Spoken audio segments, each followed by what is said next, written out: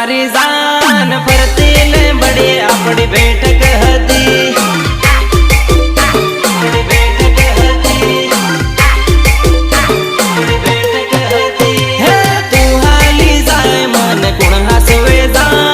गाम निगलियो बदी होनी पड़ी गाम निगलियो बदी होनी पड़ी घणा वर्षे तारो हाथ छूट्यो और मारी जान हूँ तो एकलो पड़ी।